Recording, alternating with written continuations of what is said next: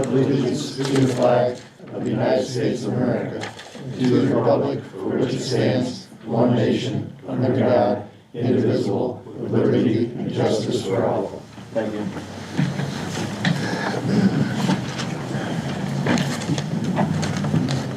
Ms. Atkins. Just have the approval of the minutes from August 25th. I'll make that motion for approval on the minutes for August 25th. I'll second. We've got a first and a second motion for the approval of the minutes. All in favor say aye. Aye. Aye. Opposed the same. So moved. I have ordinance 10-2025 for an additional appropriation for the local road and street matching grant. This is the NDOT payment for the extra paving throughout the town. This is part of Community Crossings Matching Grant 2025-1. It is in the amount of $456,656.25. So I need you to approve that, pass that on all three readings.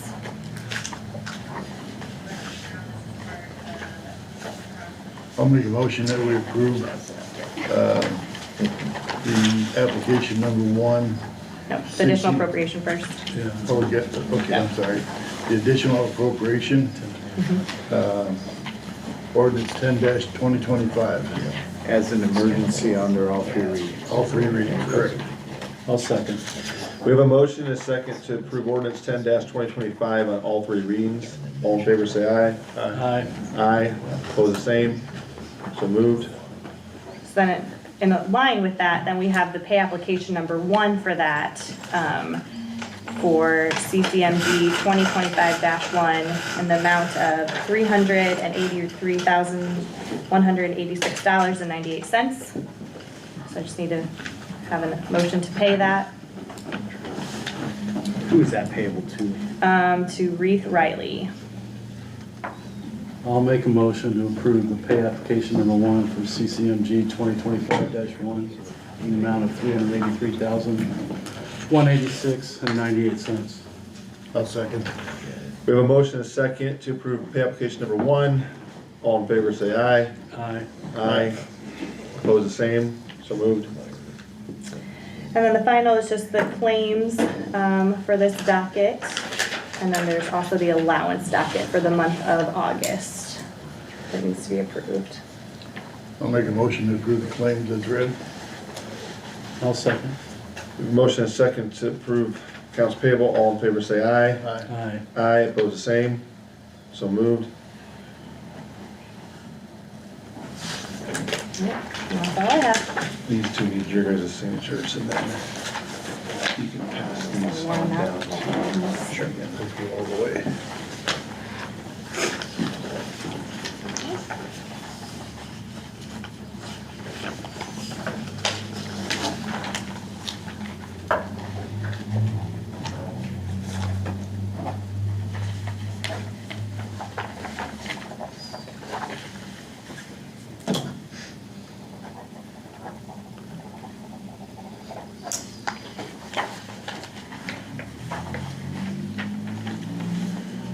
Ready when you are, Mr. Wagner. Ordinance 09-2025 regarding the donation fund for the SRO program is ready for second and third reading. If you are ready to take action on it today, it is unchanged. It's relatively simple. I'll make a motion ordinance 9-2025 on the SRO non-reverting second and third reading. I'll second. We've got a motion and a second to approve ordinance 9-2025. All in favor say aye. Aye. Aye. Opposed the same. So moved. I will send that down for a signature, and that is all I have. Thank you.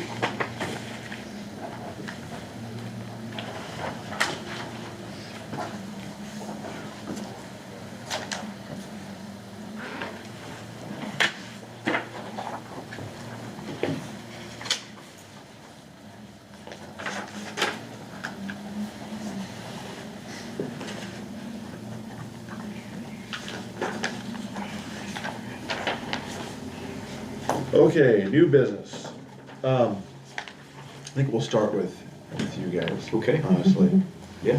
So I'm assuming you're here for budgetary purposes and the questions that that Nope. arise, or are you here for something else? Yep, utility Okay. project. All right. rates, Yep. Go ahead with what you got then. Okay, perfect. Okay. Should I go Turn it over to Kim. Yep. So I passed out our updated rate study dated September 8th. Yes. Perfect, okay. So if I start on page 2, page 2 is a quick overview of your cash balances compared to the minimum recommended balances. So just gonna look in total as of July 31st, 2025. Cash for the sewer, all the sewer funds was about 2.7 million. Compared to the minimum required balances per the bond ordinances or recommendations based on best practices of about 941,000 would be the minimum recommendation. So overall positive variance from that of 1.7 million. So cash position overall at this time is looking very, very good. And then if I move on to page 3. Is that higher due to the fact that we had a rate change because we were gonna do Which one is- the project, so we started kind of pre-collecting? Right, Yep. yes. Okay. Yep, you've been able to accumulate a little bit of cash because of that. Okay. And obviously the delay in the project. So is that just less money that we'll have to borrow ultimately, or? It's up to the council.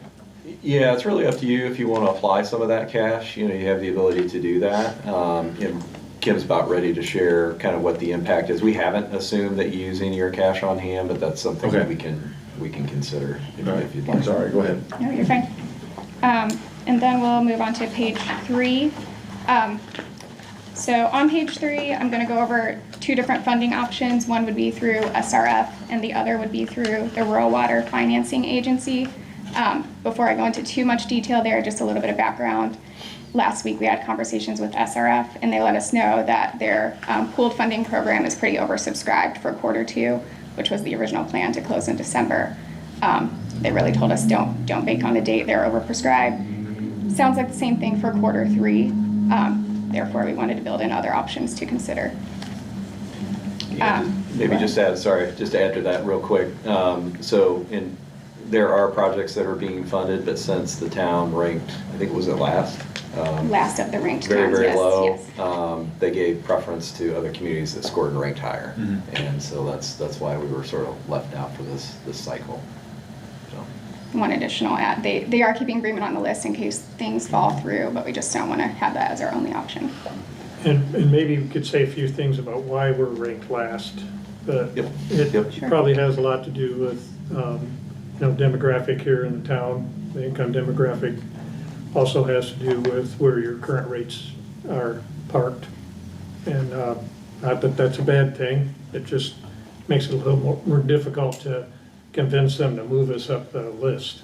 And so I think that's probably the 2 primary issues. Yeah, So- been able to enjoy lower rates, kind of cuts both ways, like you said, but also, so there's other projects that are, maybe they're under agreed orders with IDEM, or, maybe they're projects that they're looking to extend service to unsewered areas. Those tend to rank higher too, and so, unfortunately, this is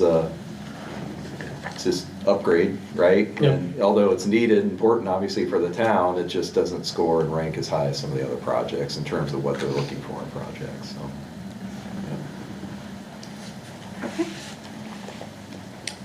Okay, so on page 3, we have the schedule of estimated project costs and funding.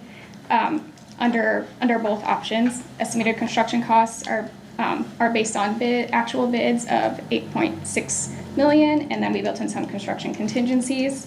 Then we have a section of non-construction costs. So under the SRF scenario, non-construction costs of about 2.4 million. They do run slightly higher under the rural water financing option due to some program costs, underwriters discounts, just some other fees that we incur under that scenario. So total project cost under SRF is $11,552,000, and then under the Rural Water Financing Agency estimated at $11,776,000. Then we look at project funding, kind of the bottom section there. So under SRF, we would look at estimated bonds par amount of $11,381,000. And then the remaining portion is assumed to be paid with the cash on hand that we had looked at on the prior page to cover accrued interest on the bands. And then again, under the rural water section, the par amount would be slightly higher, looking at 11.6 million. Yeah, and again, maybe just to add the cash there, that's where we have assumed a little bit of cash, and that's just because under the SRF program, and actually this wouldn't be the case for rural water, but under the SRF program, interest expense on a ban is ineligible, so we would look to just use cash on hand. But we could look to increase that, if we wanted to look at maybe reducing the impact a little bit, depending on how much the town felt comfortable applying cash on hand, so. Perfect. Before I go on to the next page, just a quick note. So SRF, we were looking at a bond term of 35 years, and then the Rural Water Financing Agency is a 30-year term. So that'll kind of affect things as well. Then we can move to page 4. Again, the two columns with SRF and the Rural Water Financing Agency. Starting at the top, we're looking at estimated operating disbursements as of 2028. So we're kind of planning out after construction completion of about 1.2 million. Then we build in on each scenario the outstanding 2010 bonds. And then the next line would be the proposed bonds. So under SRF, annual debt service of 533,000, and then with rural water up to about 602,000. Under each of those, we build in the debt service reserve funding, which just has to be built up over a period of 5 years to equal the maximum annual debt service. And then the last line in that section is for capital improvements, the 378,000, and it's from the FMR, from the 5-year capital plan, all the projects we have planned over the next 5 years. That gets us our total annual revenue requirement, and then that number can be reduced by estimated interest income and then the Lake of the Woods revenues, which are Lake of the Woods revenues are based on, that's from the FMR as well when we analyze that. From there, we look at actual receipts, and I updated this as of July 2025 because back with the FMR, I had noticed some revenue decreases. It looks like large users really started decreasing their consumption. So I wanted to get an accurate number. So that's as of the 12 months ended July 2025. So with SRF, after we take all of that into consideration, we're looking at a 31% increase as compared to the Rural Water Agency at about 36% increase. About a $2 difference between the two, somewhere around $56 to $58 on average for a monthly bill.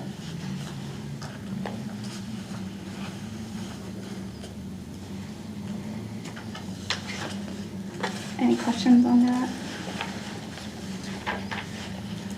So maybe again, just to add a couple, so SRF, we wanted to show that for illustration and comparison, because I know that was, we knew that was the route we were hoping to go. But obviously that's not an option, so at this point we're really focusing on rural water. And again, 30-year term, so it's not quite as long as what we can go on SRF, but still much longer than what we could get if we were to go out on our own and sell a 20-year bond, obviously, and that would be a much higher rate impact. So just a little more context about rural water. The program's been around, but it's kind of newer to Indiana. I'm only aware of just a couple of communities that have closed on those loans with them over the last couple of years, but I know I've had meetings with the program director and shared a lot of information, good information about the program. So we feel confident that there's not a limited number of funds. Essentially what they do is they go out and sell bonds, and then we would participate in sort of a pool type of thing. So pretty confident the funding's going to be there. And it's a little less stringent. The process is a little less stringent than SRF. Who backs it? I mean, is that a state or a federal? It's an underwriter, actually. Yeah, it's an underwriter that works with the agency who established a program for really for communities, really similar to like Bremen, where, you know, maybe we're not a frequent issuer, we don't issue bonds all the time, we don't have an existing bond rating, and we're unable to get funding through our state program, and so it gives us access to market at a very competitive interest rate. So they are rated, their programs, bonds are rated at AA. The state of Indiana bonds are rated at AAA. So you get a little better rate through the state, but still a very competitive rate, AA rated rate through the agency. So you know, if we were to go out on our own, we'd have to get our bonds rated, which is very common practice. But I would say it'd be tough to get, you know, probably be tough to get a AA rating. That's pretty great rating. So yeah, it's a program that offers, you know, market access to communities that just aren't frequent issuers like the town. So The debt service reserve funding, is that accumulates over how many years? 5. The first couple years, or? It can be up to 5 with Up to SRF, I don't know. 5 years. And that's just basically putting some money aside in case we got into trouble and the Yep. payments would continue to get made. So then does it just, at the end of the life of the bond, does it just come off the bottom? Yeah, usually, so at the end of the 5 years, once it's fully funded, we no longer have to transfer money. So that's actually money that's freed up for other needs within the utility. But the reserve has to sit there until essentially the last payment on the bonds, and what we typically do is use that money to pay off the last payment. Yeah, Or if you don't, you just have the money. but we don't lose it. You don't lose it, no. It actually, sort of side note, the Rural Water Agency doesn't even require the funding of a reserve. We're showing the funding though because the town already has outstanding debt. And in order to issue more bonds that rank on parity with the old debt, it requires that we fund a debt service reserve. So even though it's not a program requirement, we have to because of the covenants and the, you know, associated with the outstanding bonds. Yeah. So total increase, I know I know it's higher than what we showed last time. A couple things going on there. You know, obviously moving to a different funding source. I know project numbers are a little bit higher and revenues were a little bit lower than what we were seeing before. So it's really kind of a combination of those things that is sort of driving that increase up a little bit higher than what we were estimating before. Yeah, I think after we scared them with that 26 million or 30 million, they tried to be a little more conservative. Yeah. Could be. Probably not bad all the way around. Just wanted to add into that first line was building in disbursements through 2028. Like I mentioned, that's actually 1 year after construction completion. So these are the rates that are like needed to get through 2028. And the next few pages, I'm not going to go in detail, the next page for SRF, but we do show what it would look like if you phased in those increases. Under the SRF option, we showed it with a 3-phase increase. So effective January 1st over the next 3 years. So that's about a $4.45 increase each year. And then the following page is for the RWFA scenario.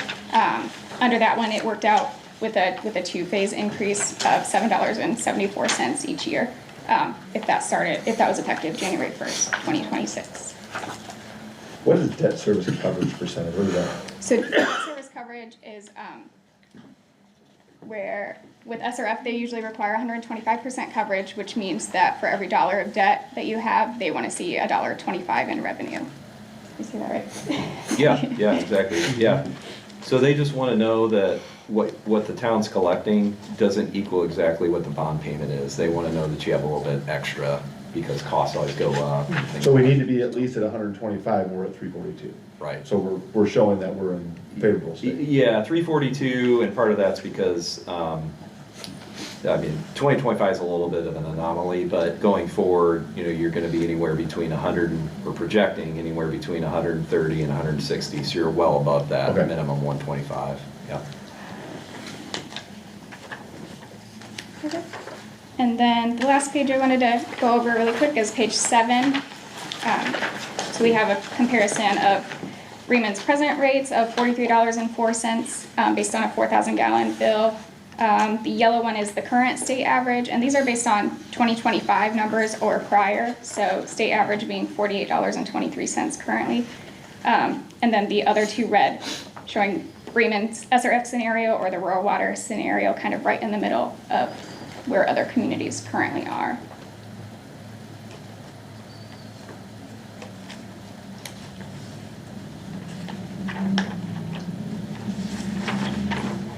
And so the previous page, basically, we would start this rate increase phased in.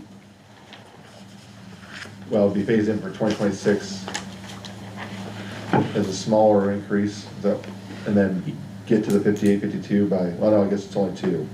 Yep, so we're just assuming 2 for the rural water. So the first would be January of 2026, what we would propose. If we're closing on the bonds, later this year, we would think, effective date, January 2026, so the dollar increase would be 774. And then we would have another, within that same ordinance, another increase of roughly 774 effective 1 year from that point. And that would be sufficient to cover the coverage and repayment of the bonds. Okay. Yeah, the SRF was a little bit different. We were showing 3 phases. That's just because of the numbers. We were able to spread that out a little bit more, but with RWFA, in order to maintain coverage, we were looking at two phases.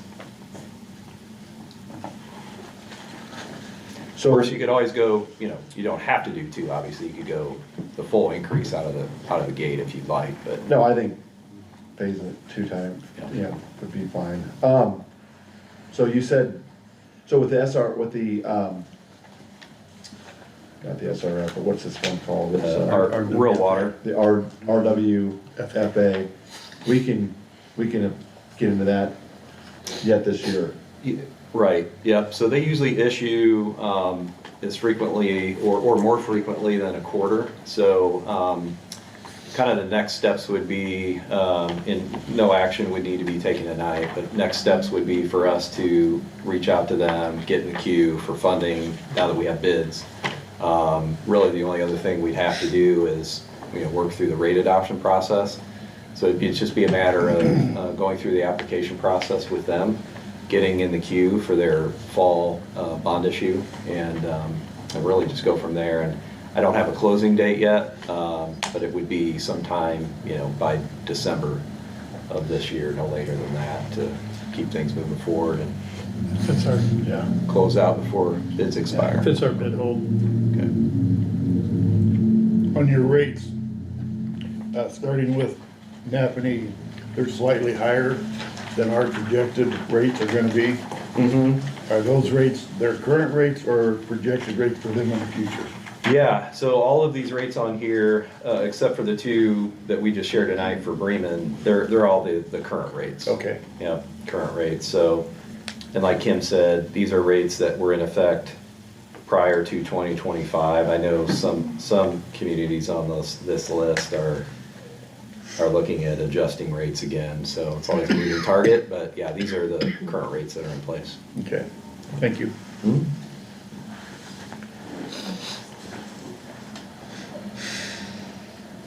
I was just saying, I know Culver is looking to raise their rates here soon and things like that, so I know other communities are in the process, like you said, of raising rates, so I think we're still gonna be in a good spot.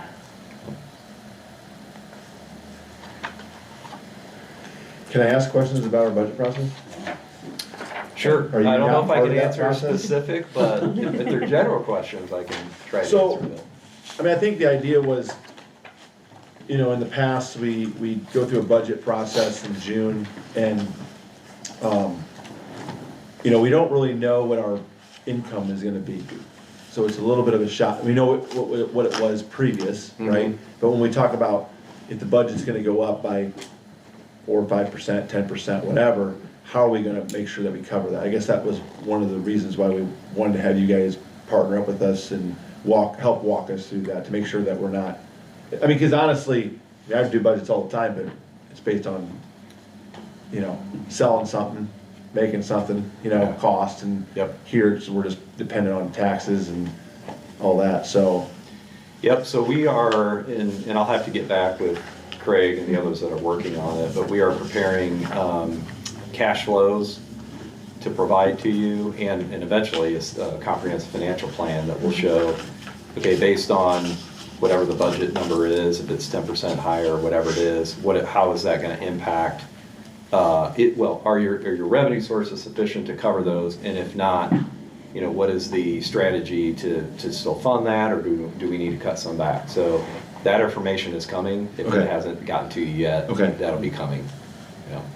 Well, and not to pick on Chief Nair, but he's got a fire truck that's coming, you know, that in a couple of years that we're gonna need to replace, but that's, I mean, I know that we try to spread that over like 3 or 4 years, but that's $500,000 a year, Yeah. so I didn't know, I mean, in that case, I mean, should we have you know, a truck fund, or you know, a piece of equipment fund where we're putting money aside every year, so it's not a big, huge hit 1 year or 2, or for 3 years?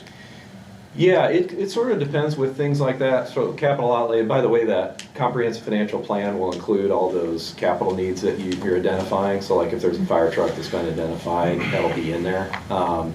You know, with those, it kind of depends. You know, a lot of times they're leased. You know, you end up Not us. leasing. So in your case. So a lot of times they are leases. Yeah, a lot of times they are, yeah, or they'll take out a loan for them. If you're cash flowing them, then yeah, I think it probably does make sense if you are on a, you know, recurring I don't know how often. Well, I think, I mean, you know what your assets are, you know that like this truck's the 15 years old and it's, you know, the life. 25. But, Yeah. I'm saying, Yeah. so that one's 25 years old, we know that we're gonna Yeah. probably replace that piece of equipment after 25 years. This piece of equipment just got replaced 3 years ago, so it's got another 23 years, 22 years left on the life cycle. So I think we can kind of figure out with some inflationary, you know, thought process into that too. I mean, just making sure. Yeah, I mean, that's certain, yes, that's something that can be built in. With municipal and tax-supported funds, it makes it a little more challenging than like compared to like the utilities where you can Adjust sort of rates. control your rates. Yeah, because we have a maximum levy. We can't adopt anything higher than that. We're not, you know, so we can't really raise our revenues because we're limited. So it makes it a little more challenging to set funds aside. That's not to say it can't be done. It can be done, it's just you have to carve that money out and know that it's not gonna be available for other needs. And so a lot of times what happens is operating budgets continue to go up and you just can't afford necessarily to set money aside each year for capital needs. And so a lot of times that's why you end up bonding or leasing, you know, equipment like that. I guess the other thing would be is, since you guys are do our utilities as well, at least most of them anyway, but are we taking, you know, advantage of when we buy equipment? You know, is there a way to utilize utilities for some of that stuff too? I mean, obviously within the letter of the law, but Yeah. just making sure that, you know, we have our tax base over here, but we also have utilities. I mean, they service the entire town. Yep, so, not directly for like not directly for like a fire truck, for example, since we were talking about that, but there are other ways that utilities can support the civil side. One way is through payment in lieu of taxes. I'm trying to remember if we have that built in. We don't, okay. So so each utility, so electric, water, sewer, and even stormwater, to some extent, but water, wastewater, electric, tax exempt entities, so you don't pay any property taxes. State law allows utilities to actually make a payment, what they call in lieu of taxes, so as if you were a tax-paying entity. And there's sort of a formula to it. There's a maximum amount, but utilities can transfer dollars directly from the utilities to the general fund. And so we're actually, that's been around forever, but we're actually seeing more and more of that in response to Senate Bill 1, you know, people knowing that revenues are going to be going down and it's going to be more difficult. So folks are looking at ways to help support their general fund. That's one way to do it. So it'd be an annual payment from the utilities to the general fund. And then that can be used in any way you want. So if you wanted to use it towards, saving for a fire truck, for example, you could. The other way is through, well, actually, there's two other ways. Another way would be allocation of your administrative costs. So I think you already do this. Do but we do? Yeah. Some of that, but I don't know if we're fully There's taking a it. portion, right, Right. of your salary, your Yeah. compensation. Right. And so you can look at cost sharing, not just salaries and wages, but benefits, and then other things too, right? So you can have utilities pay for their pro rata share of those overhead costs. That's another way. Another way that utilities can help, not direct revenue to the general fund, but in order to, you can actually reduce the expenditures from the general fund, and that is through public hydrant rental. And we already did this part of the way several years ago, to where historically the general fund has always paid for public hydrant rental, has paid the water utility for public hydrant rental. And that, I'm making this number up, but it's like $150,000 or something. That's, the general fund pays that. Several years back, we transitioned, we said, okay, instead of the general fund paying $150,000 of revenue to the water utility for public hydrant, we're gonna take, say, half of that, and we're gonna move it to the utility bill. So now, your utility bill, we established a public hydrant surcharge. So now everybody on their utility bill pays, I can't remember what the dollar amount is, like $4 or $5 per month. And that goes towards public hydrant rental. And so that freed up $75,000 in that example of expenditures that the general fund historically had paid to the water utility. Now, what we could look at going forward is moving all of that 100% to the utility bill. Just know that that's going to result in a higher utility rate, utility bill. So those are the main kind of tools that we generally look at, and in there, I'm sure there are some others if we put more thought into it, but those are sort of the things that come top of mind as far as how utilities can support general fund financial matters. If we're buying equipment for the different utilities, there's nothing to say that other departments can't use those equipment. If they're using them, Like if it's let's say if it's a UTV or a dump truck or something like that, if a utility buys it, it's not nothing, I mean, the street department could use that piece of equipment, correct? absolutely. Yeah, they could. So you could look at it from a couple different ways. If it was shared on a continued basis, recurring basis, you could split it third, and have utilities pay for their share. Or if there was a utility that was in really good shape, you could just have them pay for it. And it's, it would be the utility's asset, but other departments could still use it. There's nothing that says, the utility can't pay for it outright if they're gonna use it. Now, if they're not gonna use it at all, that might not be the best approach. But if they're, we can, with a straight face, say the utility would be using it, then they could purchase it. Okay. And when you said that the other gentleman, Correct. we're gonna be getting the comprehensive financial Yes. plan? So When, that will be on the 25th. and that's with all of us? Yes. We're gonna, is that a separate meeting or is that a town council It's meeting? at the town council meeting. Okay, Yeah, so the 25th of what? September, the next one. Or not, sorry, not 25th, 22nd. I'm thinking of Thank you. August 'cause I'm like, 25th. I'm not gonna be here. Yeah. I'm in Florida, or California, so. Yeah, no, the 22nd, sorry. And if you want, I don't know what everybody's availability, but it can be a pretty lengthy discussion, especially the first time you're going through it. So if you'd rather do a special meeting, Can we do Happy that? to- Let's do that. Okay. Yeah, Accommodate that especially too. with the Let's- next one being the RDC Does too. it need I tried to- to say that. Be an executive session? I mean, we're not necessarily gonna make decisions, or is it a public meeting, or what do we do? I don't care either way, it could be a public meeting. I don't think it's a suitable basis for an executive session. Okay, so public, just make it a public meeting, Yeah. and then we just have to make sure we're advertised for it. But we'll make it a separate meeting outside of the council meeting, that way we're not, I mean, We just have to put a notice out. obviously, all the department heads are, and everybody's welcome, I mean, but it's not required.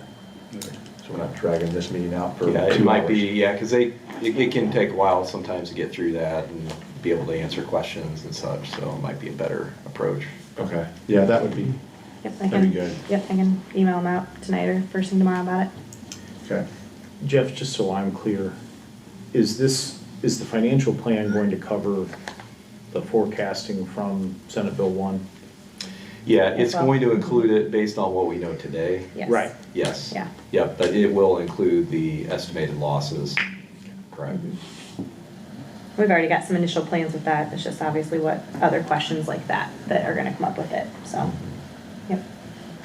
So no action on the wastewater rate No, yeah, no action. tonight yet? Nope, so what Okay. we'll need to do, and this is our estimate of what the impact's gonna be, we don't expect it to be anything materially different, but we'll need to nail down the exact, interest rates. We feel comfortable with the fees and everything that we're building in, but yeah, nothing that needs to be made, no decisions tonight. Following this meeting, we'll set up a meeting with Rural Water, we'll go through what the project is and start that application process so that we can get in the queue and get funded here before the end of the year. We'll reach back out with what that timing looks like to the working group and everyone. And that will dictate the timing of the rate adoption. And so we'll come back with that information. Okay. Any other questions, John? No, good. All right, thank you. Okay, yeah, thank you. No old business on the docket. Public comment? Do we have anybody here for public comment? All right, Mr. Frame. Only thing I have is, sign that. You have my report, so I have. We don't need an approval, this is just a From what we forgot compliance. to get done at the last meeting. Okay. Oh, yeah, I'm sorry, yeah. All right, let's see where we at here. Nate? Nothing tonight. Henry? Nothing. Ben? Matt? Yeah, my report. You have my report. Chief? Chief? Brad Kyle, Police Department. I got two quick things. I have a vehicle that needs to be listed under surplus property, so we can get rid of that. It's a 2014 Ford Interceptor. It's right at 130,000 miles. I don't know if you have to put that into a motion. You need a motion for that? I would say, you're asking it to be declared surplus property and put up for sale, right? So yes, I would do a motion for that. Go ahead. I'll make the motion that we move the vehicle into surplus property and put it up for sale, as requested by Chief. Second. And that's gonna be put up for, We'll set it up front, take sealed bids. sale bids, okay. We have a motion and a second to approve the, discontinued squad car as, what was it called? Surplus property for sale. For sale. All in favor, say aye. Aye. Aye, so moved. Ending date that would have to be in by What's that? bids. Well, that's. We'll set that. It'll probably Yeah, take after. That'd be- I don't think we need to get. We might use it just a little bit longer. Yeah. Second thing is the police commissioner selected Carlos Diaz as our new recruit. He spent 3 years with our reserve program. He left there, he went to South Bend Airport Safety, which is police, fire, and EMS. And now he wants to come back, so he's certified police, basic, medic, and fire. So he has the academy. The pension board, our local pension board just accepted him tonight. The next step is that packet goes downstate to our pension, and they look it over to give him the okay. And we're looking at about a month away, month and a half, before he could start. This particular hire, is it replacing the SRO or, It'd be the 13th man, just an additional guy. I'm sorry. It's our additional guy that we're getting yet to replace probably the SRO Okay. on the street, yeah.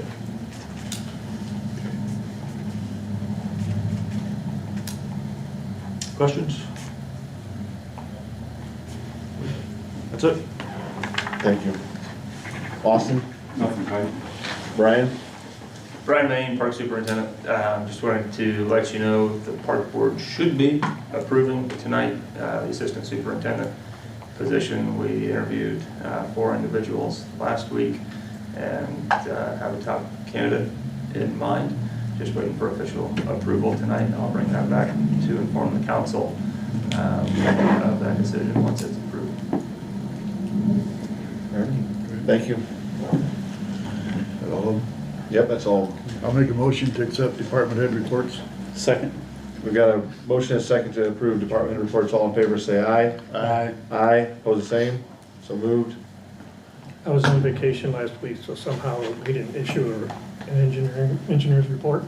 So just quickly, we are making good progress on the Bowen intersection. I haven't seen any preliminary drawings on that. As soon as I have those, I'll start sharing them.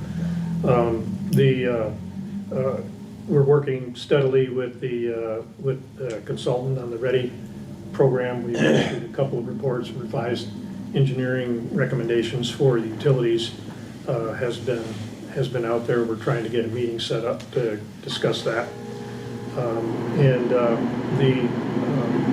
The work relative to what we were just talking about with Baker Tilly, we're prepared to hop on that application process as soon as they tell us what that looks like.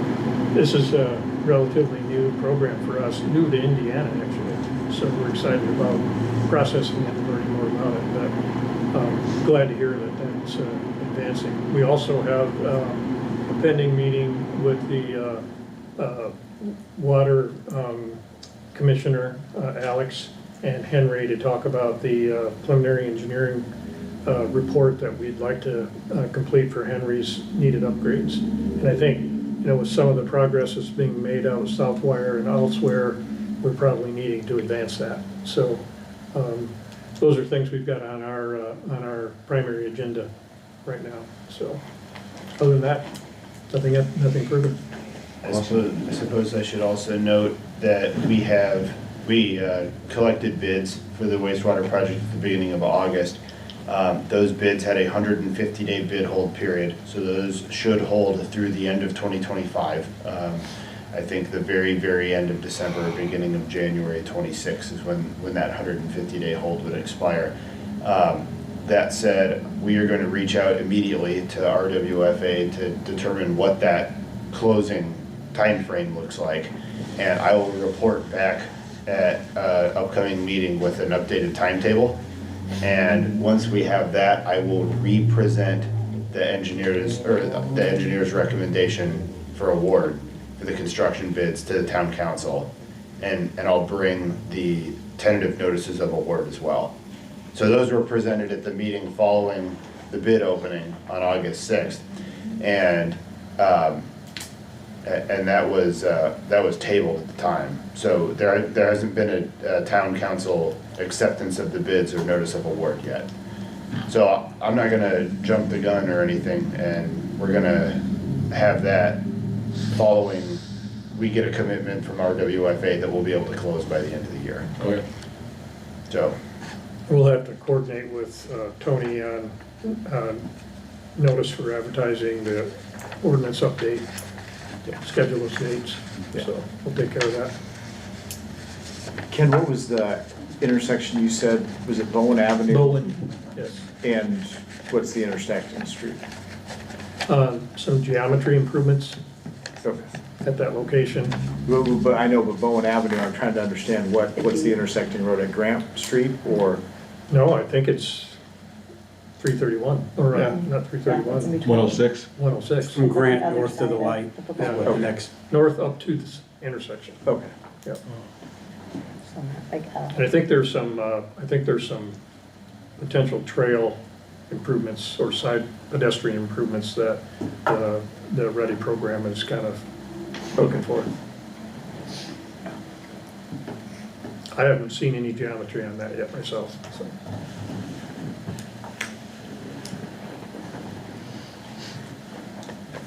Is that it? Yep. Thank you. Town council comments? Nothing tonight? I'm good. I just have a couple comments. One, last week or the week before, we went through budget process, I'm speaking to the superintendents right now, by the way. So we went through budget process, and obviously there's, you know how it went. I mean, we have some questions, trying to figure it out. Hopefully Baker Tilly gives some light. We also talked to a couple of you guys about buildings, all right? And I want you guys to hopefully understand that when we ask questions, we're not like, we have no motive other than to try and figure out what's best for your guys' departments and for the town, right? So like, we have aging equipment, we have aging buildings. What makes sense? Does it make sense to build a new water place, you know, new electric, new, you know, wastewater? Or does it make sense to try and combine some stuff? So we don't have a directive. We're just trying to get feedback from you guys. You guys are the ones that are gonna make really the decision because you're bringing it to us. So that, I mean, we're not here every day, you guys are. So when we ask you questions, I hope that you understand that it's out of curiosity and just trying to understand, then, and if you have a concern, don't hesitate, call me, right? Or call one of these guys. But if you don't hear it from one of us, you know, because I know there's been some rumors that have been floating around. If you don't hear from one of us directly to you, it ain't true.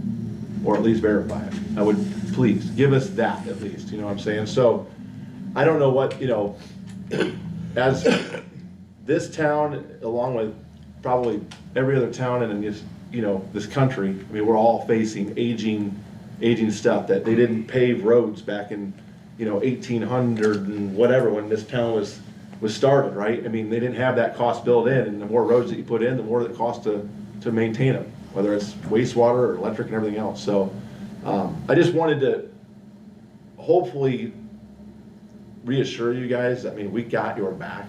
I mean, you guys are what makes this town run, and we need you guys all here. We need you know, your support. We need your cooperation so we can do what's best for the town and for your department. So again, if you have any questions, please don't hesitate to reach out to us. And that's all I've got. But entertain a motion for adjournment. Second. All in favor? Aye.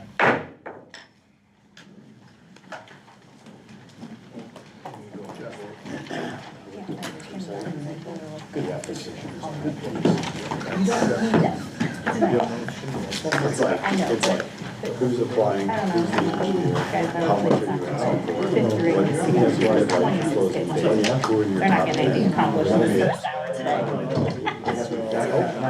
Yeah, well, it's, I mean, it is what it is. And so then I'm like,